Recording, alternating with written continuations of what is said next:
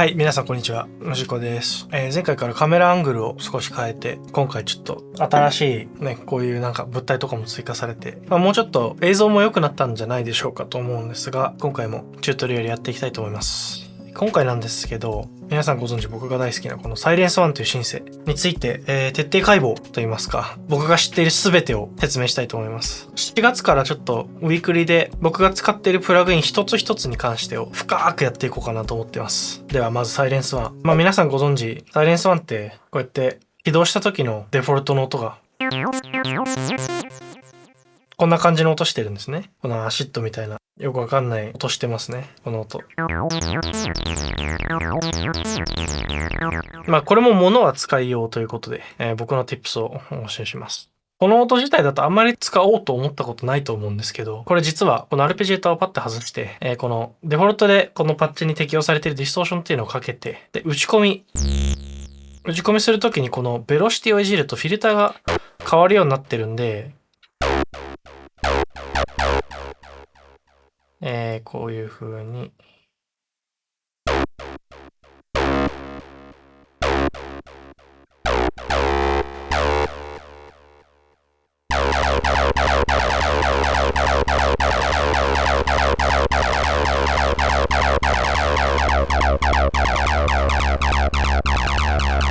もうこういうブリブリのベースができちゃうんですね。これ例えば、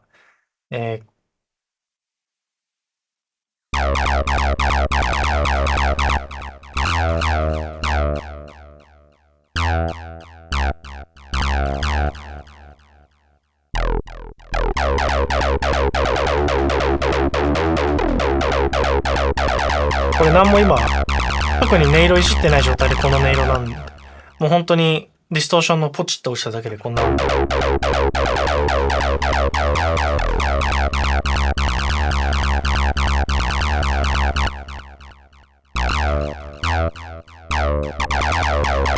で、これでさらに、ここのベロシティをいじっていきます。もうこれは最初のパッチの応用法としてとりあえず最初に説明しておきますね。こういう風に下にしていくとどんどんフィルターが下がっていくんで、こうしたら分かりやすいですかね。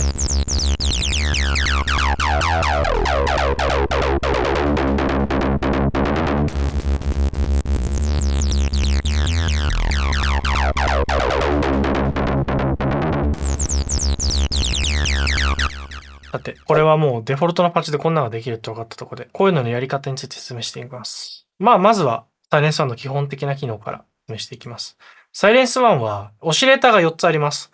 で、パート A に2つ、パート B に2つなんですけど、これはパート A とパート B で違うシンセサイザーを2つ同列にしているっていう扱いをしているみたいなんです。最初皆さん使うときはだいたいパート A の1つか2つを使うと思うんですけど、パート B もこれ結構使っていくと面白いので、これも説明していきます。で、ここにボリューム、オシレーターごとのボリュームがあります、ここに。オシレーター A、オシレーター A2 とかこういう風にやっていくと、例えばここ、まず一番大事だったのがここのボイスですね。これが1の状態にならないと、そもそも音が出ません。この1、2、3、4っていうのは、ここにある波形の音をどれだけ重ねるか。例えば1、2、3、4、5、6、7、8ってこのデチューンっていうのをしない状態で、全部鳴らしたときに、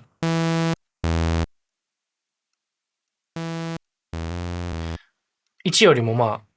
大きい音が出ます。8個重なっているわけなので。で、これが、まず、ここをとりあえず1にしないと音が出ないってことで、で、そこからボリューム。これボリュームは見てわかる通り、こうやってボリューム下げていくと、普通に音が下がっていくという感じで。で、こういう風に。で、次にここ、ウェーブ。ここで波形を選べます。サイン波。相波。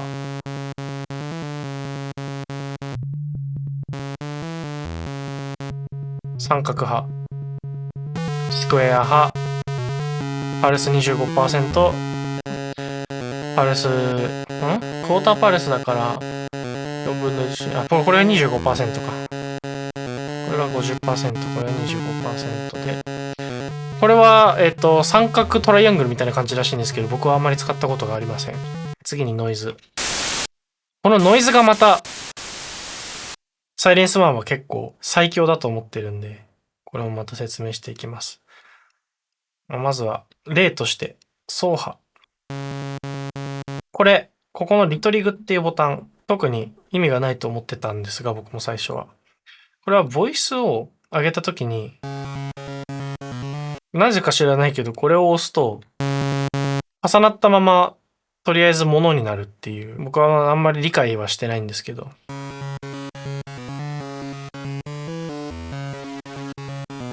そうですね。で、ここはフェーズって言って、位相って言うんですけど、この相波、例えばこういう形になってると思うんですが、これって下に行った時に確かスピーカーが後ろに行く信号で、上に行った時にスピーカーが前に来る信号っていうことで、これをこう、バーってやってるのが、なんかこの波形なんですけど、それの時間軸的な位置のことを位相って言います。例えば、前になんかノイズキャンセリングのヘッドフォンとかって同じ音を逆位相にしてぶつけて音を殺しているっていう感じなんですけど、このウェーブの、普通はこの相波ってこういう風になってるところからもパッてスタートするんですけど、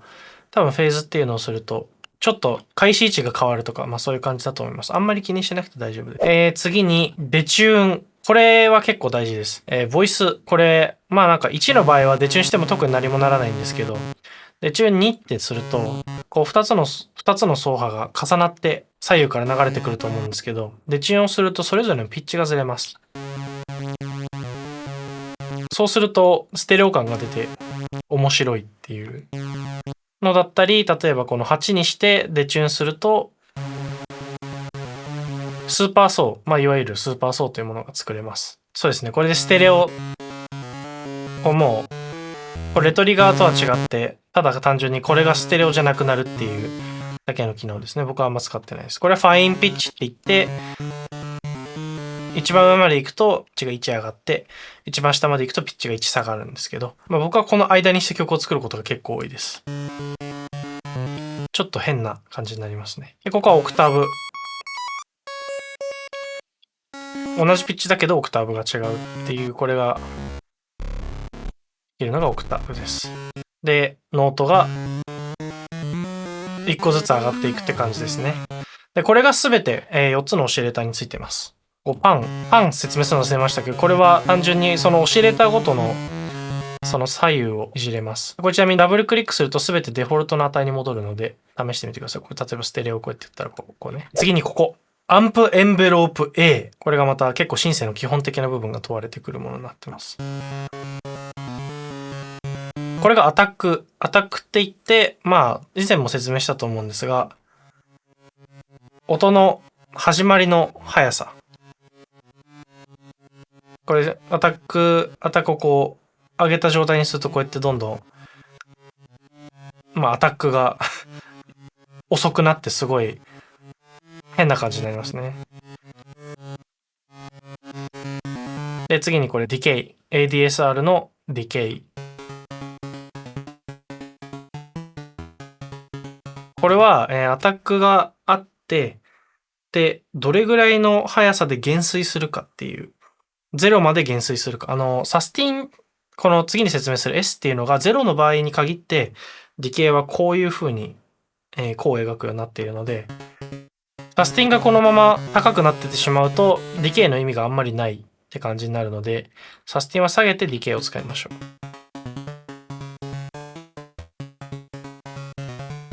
次にサスティン。これはアタックがあってディケイがあって、その下にずっと押してる間はずっとここの位置で、ここの音量で鳴ってるよっていうのがあるんですよ。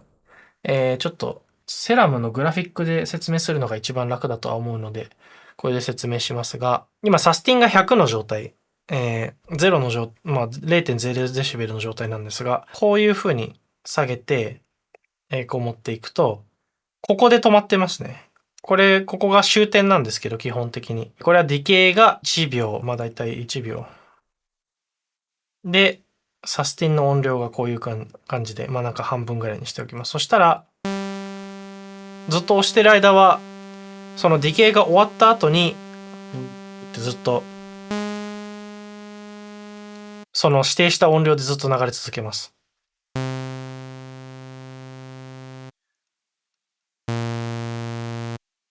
で、例えばこうやってちょっと下の方にして、やると、下の方でずっと投げ続けます。それがサスティンですね。で、そのサスティンの後にリリース。これは離した後、サスティンが押してる状態の時で、リリースが離した後の音の減衰を表しています。例えば、サスティンの音量が大きければ大きいほど、リリースの開始位置が大きくなります。こうやってどんどん、リリース伸ばすともう全部の音がすごい後ろまで伸びちゃうんですね。その音が終わった後も。なので、基本的にリリースが長い音っていうのはリードとかにはあんま使われなくて、パッドだったり、だいたい結構ゆっくりとした音色に使われることが多いです。例えばこんな僕が使うのは、こういう風に。リバーブとディレイ。でやると、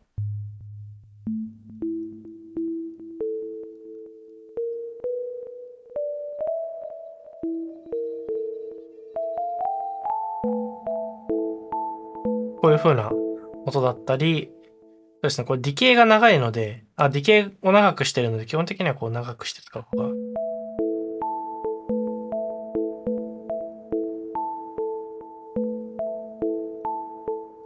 だったり、便利なのはこうやって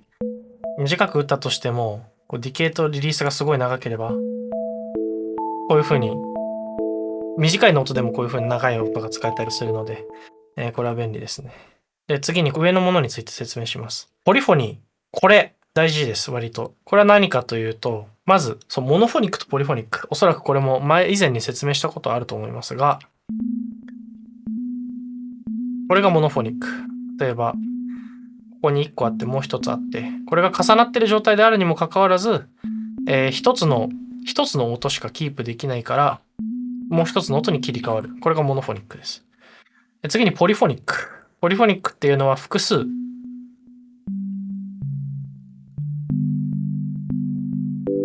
こういう風に、複数のピッチをこうできるのがポリフォニックですね。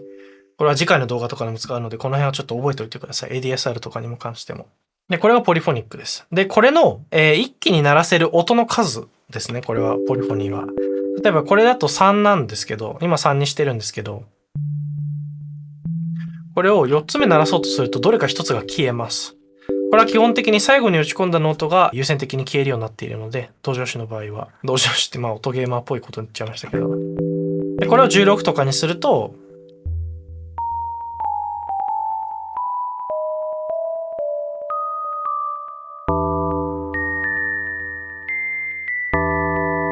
こういう風に16個とかは、16個まで打つまでは、こういうのが特に起こらないという感じですね。これはサイレンス1はマックス16ポリフォニーなので、そんなに使うことはおそらく僕もないのであれですけど、注意してください。あとは A と B の違いについて、これ A と B は2つの違うシンセというかセクションになってるんで、ちょっと音作りをしながら説明していこうと思います。まずはパッドの音とかから作っていきましょう。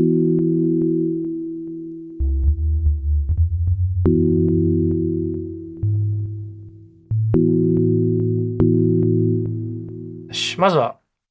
イニットの音。まずポリフォニーを16までアップします。これしないとこのコードはなりません。で、次に作りたい音を決めます。例えば僕はこんな、なんかスーパーソーのゆるいパッドが作りたい。なんかモーションというか、ちょっと動きのあるパッドを作りたいとします。そしたらまず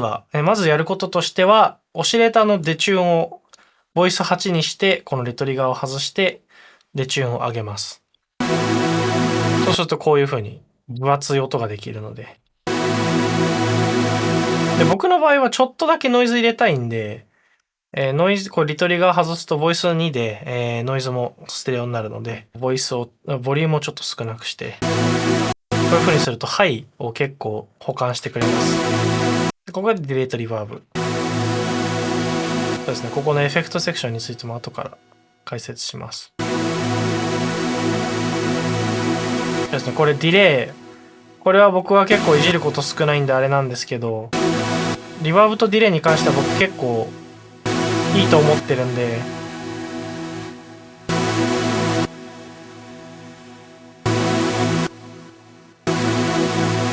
そうですね、こんな感じかな。EQ に関しては僕全く使わないのでちょっと説明はできないかもしれないんですけど、自分で触ってみて確かめてください。結構上下みたいな感じの EQ で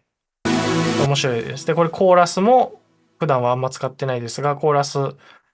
けると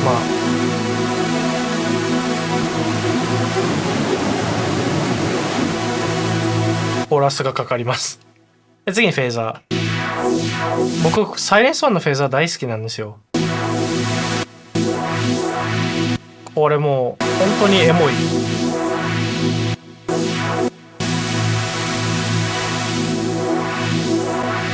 僕はここのフェーザーっていうエフェクトで LFO がかかってこう、ジュワン、ジュワン、ジュワンみたいになってるんですけど、とりあえず、このフェーザー、この LFO ジュワン、ジュワン、ジュワンってなってるの速さを、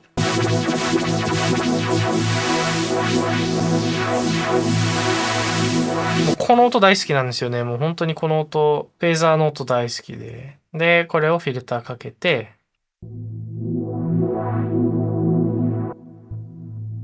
で、さっき動きが欲しいって言いましたね。これは LA4 でいじります。この LA4 っていうのは、前の動画を見せた人は多分覚えてると思うんですが、エンベロープといって、0から100、パラメータって言います。0から100っていうのを時間軸でこういう風に、特定の波形で時間で動かしてくれるものを LFO って言うんですが、これもまた、いろいろなものがありますけど、僕はもう基本的にサインだけで、フリーにして、レート少なくして、そうですね。レートっていうのはこれの速さですね。こう、ウィーンって動くか、って動くか。で、この原因っていうのが、その LFO のかかり具合。こうするのか、こうするのか。なんで、例えばレートが速くて原因が少ないとすると、こういう風になるんですけど、レートが少なくて原因が大きくいいとするともうこんな感じでもうゆっくりのでっかいのが、波みたいな感じですよね。オフセットに関しては気にしなくていいです、基本的に。で、ここで、ここ、重要になってきます。この下、サイレンス1は基本的にエンベロープは頭の中で考えてやってます。やんないといけない、シンセサイザーです、結構。ここでカットオフ。これフィルターはカットオフの A&B。これ、フィルター、今僕はオシレーターの A、パート A しか使ってないのでいいんですけど。で、これで、ここのアマウントっていうのを上げてあげます。アマウントっていうのを上げるとどうかっていうと、この原因を上げたときに、この LFO のそのパラメータに対する影響力が変わります。例えば、今カットオフ AB を完全にここの影響力を最大まで上げてるんで、これはもう0から100までずっと、こういう風に、0から100までいきます。これをレート上げるとこういう風になりますね。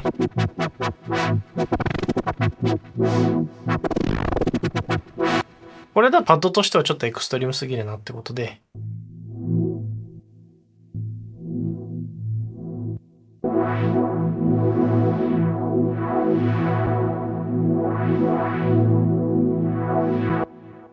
こういう風にちょっとだけ。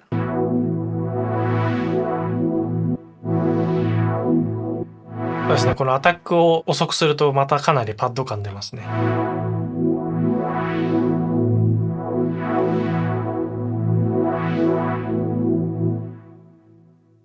で、ここでオシレーター B を使っていきます。今のこのデチューンした状態、このデチューンした層、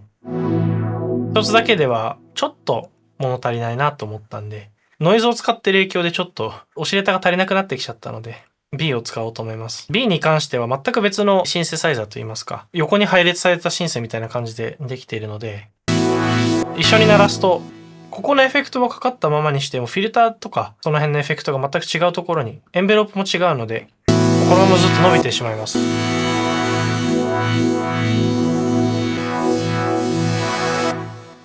なので、ここでまたフィルターを設定してあげる必要があります。なので B だけバンドパスとかもできるんですよね。バンドパスっていうのは、ローパスっていうのが、ハイからローにこうって下の方まで切ってくれるのに対して、ハイパスっていうのが低音を切り続けて上だけ残すっていう、ハイをパスするっていう感じで、バンドパスっていうのはこのバンド、作られたバンドの中の好きな場所だけをパスするっていう感じのものなんですね。で、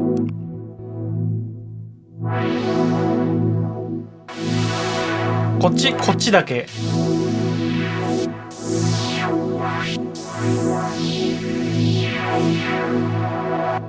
ここでカットオフ A だけにしてみますか、これを。そうすると B のフィルターは一切動かずに A のフィルターだけずっと動いてます。で、B のフィルターにだけもうちょっと影響力欲しいなって思った時はカットオフ B 選択して、もうちょっと影響力強めてあげると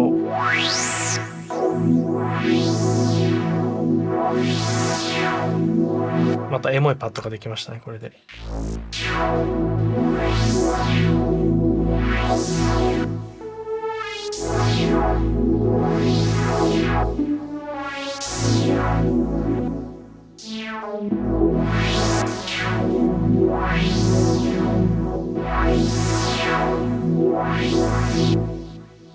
で、僕はもう一つここで1オクターブ上の層を追加しようと思います。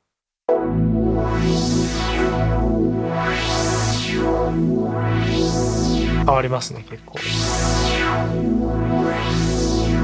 まあ、ついでに MISC に関してもちょっと説明しようと思います。まあ、フィルターとかレゾナンスとか、まあ、その辺はちょっと分かってる前提で、ちょっと半分ぐらい割愛しちゃうんですが、まあ、とりあえずこのフィルター上下でちょっと変わってるんですが、フィルター上は A、B。A に行った時はこのフィルター A のみ。これ、まあ、インプットセレクトっていうので A、B のフィルターをここにインサートすることもできるんですが、A と B で分けたかったら A と B で分けます。その下にあるフィルターコントロールっていうのはこれ A と B 両方にかかってます。なので、こっちいじったらどっちも動くよみたいな感じで、とりあえずそれだけ覚えておいてください。A と B の上のフィルターは A と B 別だけど、下のフィルターは一緒だよっていう。で、このキートラックっていうのも、ドレミファソラシドっていうのが上がっていくごとに、おそらくそのフィルターも上がっていくみたいな感じになると思います。例えば、ここ、MISC、こうやって押すと、ベロシティ、モッドウィール、キートラック、アンプエンベロープ、などいろいろ出てきますが、これ何を表しているかっていうと、例えばベロシティにします。で、これはベロシティで、この下の2つに入れるパラメータを変えるよっていうことですね。例えば、これカットオフ AB っていうのにしてマックスにします。そうすると、ベロシティを一番下に下げた時に、フィルターが0になります。で、一番上に上げた時にフィルターがマックスになります。そういう感じで、ちょっと今やってみますね。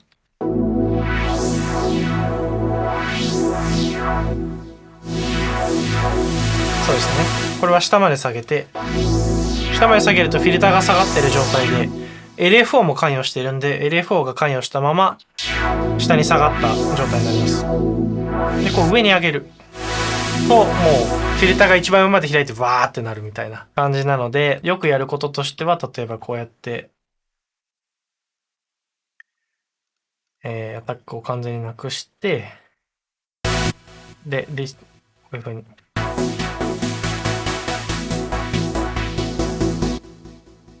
よし、これで。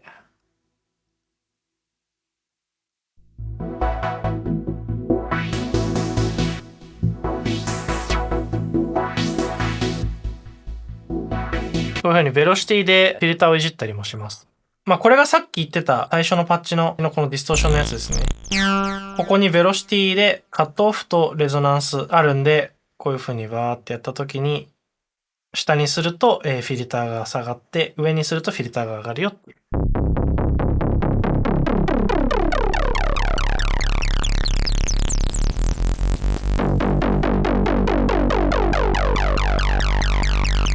これができます。というわけで、ここが MISC の機能でした。これ本当に使えるんで、例えば、まあ、モッドウィールって何かっていうとこれなんですけど、ベンドレンジっていうのの右の右にあるこれです。こう、ブーっていじるやつ。これ上げると、まあ、ビブラートするとかそういう設定もできます。今からそれに関してもやります。サイレンス1、ビブラート。ビブラートって何かっていうと、ちょっといろいろ説明することが多くて僕は頭の中まとまってないんですけど、ビブラートって何かっていうと、これのことです。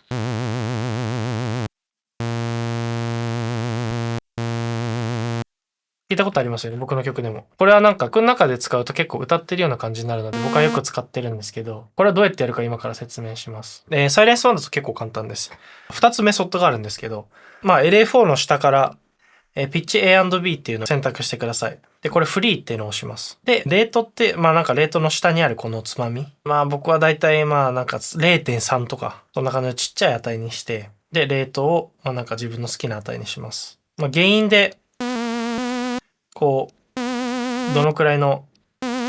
速さがいいかなとか設定するのがいいと思います。で、次に、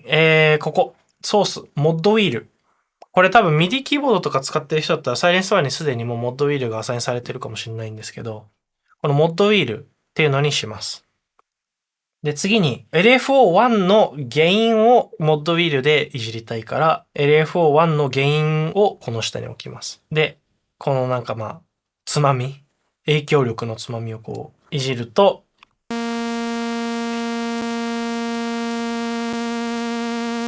こうやって上げた時に、こう、ビブラートがかかるようになります。まあ、随時いろいろ設定してあげて、で、これをオートメーションすると、まあ、いろんなことができます。例えば、この LFO だけじゃなくて、カットオフまでいじりたい。ってなったら、このカットオフのとこ結構まあ、右にグイってやって、このモッドウィールのパラメータ一つで、ビブラートとカットオフがいじれるっていう、マクロみたいなこともできます。まあ、これが、このサイレンス1の僕の結構使い方の中ではかなり上位に入るものになります。あとは、これね、モノレーガートっていうのをまあ、皆さん知ってるかと思うんですが、この一つの、まあ、これを押すとポリフォニーがいくつであってもとりあえずモノになってくれるんです。モノフォニックになってくれて、一つのノートしかならなくなります。一度に。例えば、まあこれ、本来、今ポリフォニー3なんで、これそのまま鳴らすと、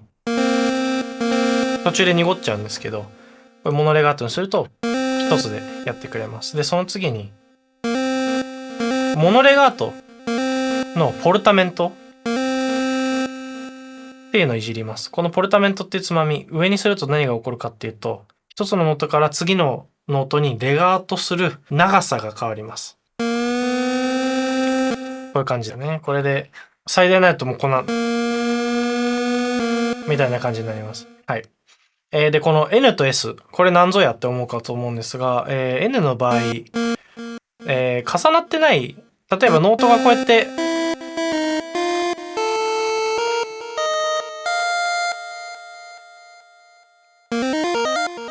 ノートが重なってない場合、例えばね、こうやってやると一つ一つこうプププププってなると思うんですけど、これ S にすると、そのなんかレガートみたいなエフェクトが次のノートにも、独立したノート、次のノートに対して、なんかレガートみたいなポルタメントがちょっとかかるようになります。なんでこういう音作りたいときはモードを S にしましょう。これが N と S の違いでした。ピッチベンドに関しても皆さん知っている前提で話しますけど、とりあえずここは、ここの12にすると、例えば一番上にしたときに1オクターブ上がるよとか、ここを使ってビブラートする人もいますけど、これって。そういうのも結構はしょりましたけど、サイレンス1結構シンプルなシンセサイザーなので、結構僕が使っている機能の中でいいとこ取りで説明しましたけど、すいません。アルペジエーターに関して忘れてました。このアルペジエーター、これ他のシンセになかなかついてないという噂というかなんか、ついてないんですよ、あんまり。セラムにはついてないんですよ。例えばこのコード鳴らしたときに、それを、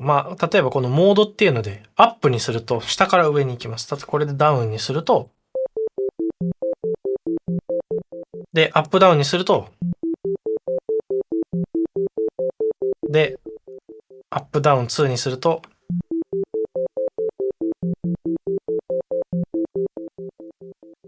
で、ダウンアップにすると、こういう風に。で、ダウンアップ2にすると、で、ランダム。この中からランダムに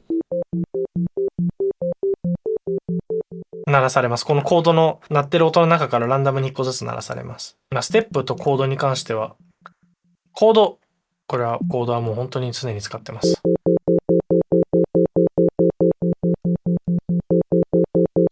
で、今、この状態鳴らしてる状態だと、プップップップップって切れちゃってると思うんですけど、これは基本的にこのディケイとかに依存して、プラス、ここのゲートというのに依存します。このゲートっていうのが何かっていうと、このゲート、上げれば上げるほどサスティンが大きくなって、ゼロにするともう本当にプチプチプチプチみたいな、サスティンほぼなしみたいな、こういう風になります。で、このゲートを上げてあげましょう。で、上げて、このディケイとか上げてあげると、こういう風に、いい感じにやってくれます。なんで僕はよくね、こうやって、よいしょ、カットオフのフィルターとか、こんなんしちゃって、で、オクターブ下追加して、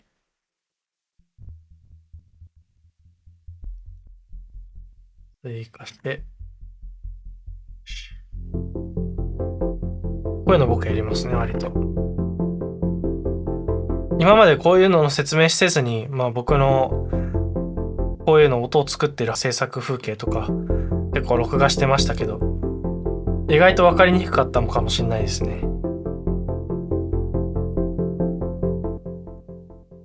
今日これで結構、もしサイレンスワンのいじり方が分かんなかった方々は結構クリアになったかと思います。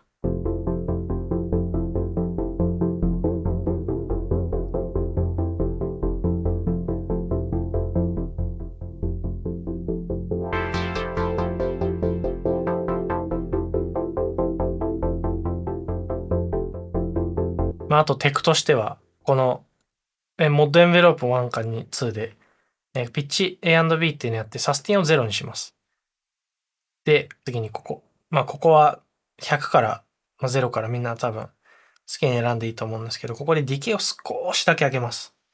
そうすると、ピッチが上から下にピチッ、ピュン、ピュンって下がっていくんで、こういう風に、非常に硬い音ができます。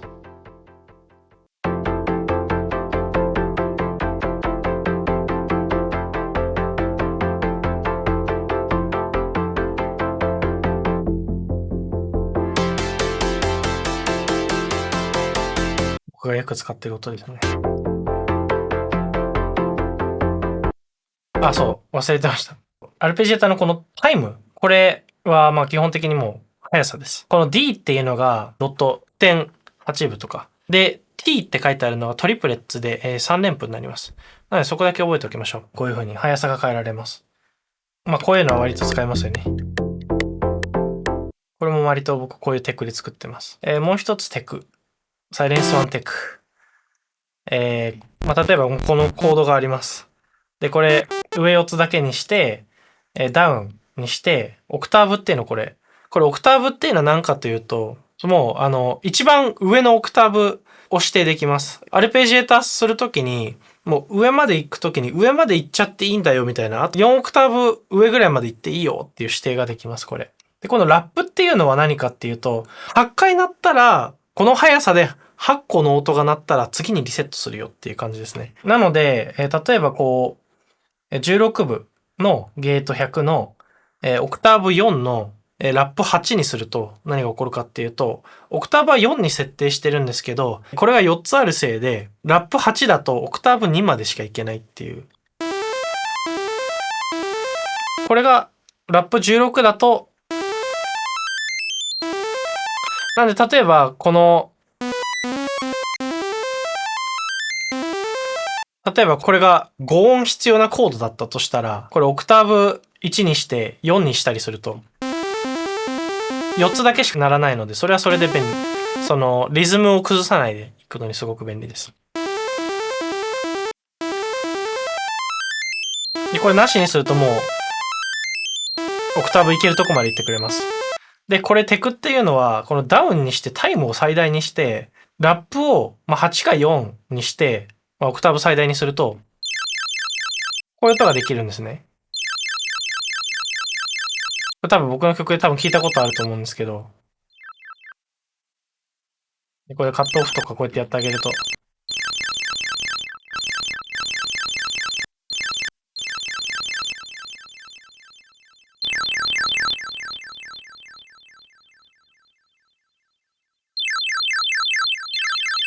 便利な音です。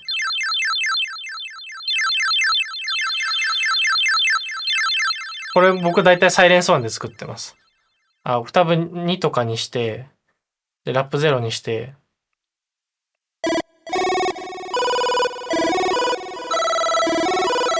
こういう風な音も作れちゃったりします。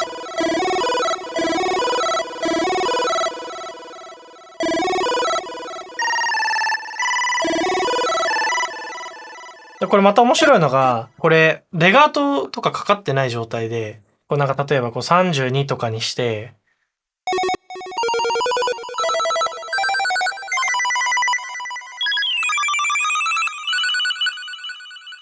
32とかにしてこう、重ねていくと、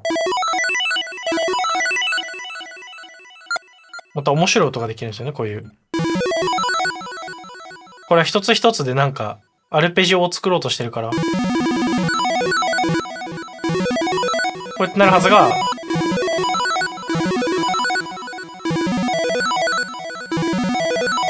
これはこれで僕面白くて好きなんですよね。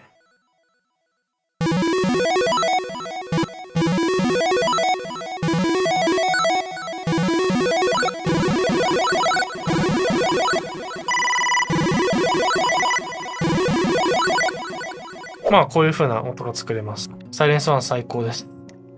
僕が一番好きなシンセですね。まあこの辺のプリセットはセーブして僕のアルティメットサンプルに入れておくので、ちょっと大きめのサンプルパックを今頑張って作っているところなので、それも楽しみにしていただけると嬉しいです。まあ僕から説明できるサイレンスワンについてのことはもう多分今日説明しきったんじゃないかなと思います。またなんか、質問かなんかあればディスコードのフォーラムかなんかで投げていただければ僕は答えるので、